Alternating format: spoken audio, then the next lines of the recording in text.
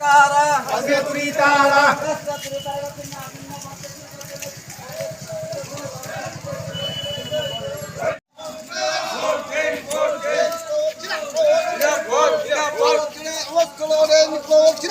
জিন্দাবাদ জিন্দাবাদ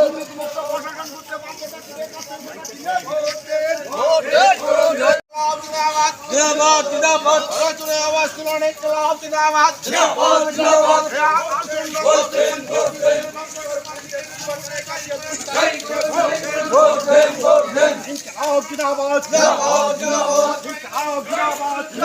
জিন্দাবাদ জয় করুন জয় করুন জয় করুন হাসিয়াতুরা তারাই চিহ্নে ভোট দেন ভোট দেন ভোট দেন সেই দুর্নীতি মুক্ত পঞ্চায়েত গড়ার লক্ষ্যে আমরা কাটালিয়া দক্ষিণ মহেশপুর উত্তর মহেশপুর সহ কাটালিয়া ব্লকের যে 21টি পঞ্চায়েত সেই পঞ্চায়েতে আমরা প্রতিদ্বন্দ্বিতা করার সিদ্ধান্ত গ্রহণ করি। কিন্তু নিদিয়া এবং উত্তর নিদিয়া আমরা কোনো প্রার্থী দিতে পারিনি, কিন্তু অন্যান্য জায়গাগুলোর মধ্যে আমরা প্রার্থী দিয়েছি।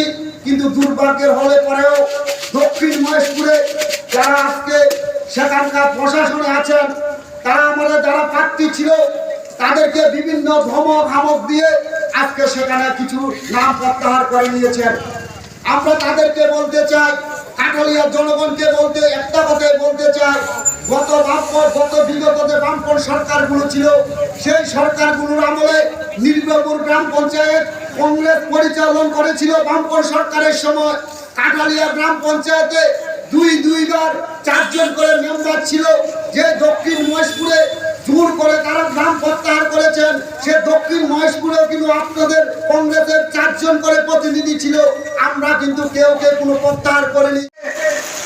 শয়ে শয়ে বিজেপির কর্মী সমর্থক অস্ত্র শস্ত্র নিয়ে বিভিন্ন ব্লকে, বিশেষ করে 23টা ব্লকে তারা জমায়েত সংগঠিত করে এবং ঘোষণা করে এখানে প্রার্থী পদ জমা দিতে এলে তাদের উপরে আক্রমণ সংঘটিত করা হবে, তাদেরকে দেখে নেওয়া হবে। এই পরিপ্রেক্ষিতে আপনারা দেখেছেন গোটা রাজ্যে যেখানে যেখানে পঞ্চায়েত আছে, যেখানে যেখানে ব্লক আছে, সর্বত্র ইন্ডিয়া জোটের পক্ষ থেকে প্রার্থী পদ নমিনেশন জমা দেওয়ার জন্য উদ্যোগ গ্রহণ করা হয়েছে। 23টা ব্লকের মধ্যে প্রচন্ডভাবে আক্রমণ সংঘটিত করা হয়েছে। বেশিরভাগ জায়গায় নমিনেশন সাবমিট করা যায়নি। 100% আসনের মধ্যে 65% পর্যন্ত জমা দিতে পেরেছিল। তারপরে যারা জমা দিয়েছিল তাদেরকে উঠানোর জন্য গোটা রাজ্যের মধ্যে যে ধরনের আক্রমণ। আগামী 8 আগস্ট ত্রিপুরা রাজ্যের 30 স্তরে নির্বাচন অনুষ্ঠিত হতে যাচ্ছে। আজকে প্রার্থী প্রত্যাহারের শেষ দিন ছিল।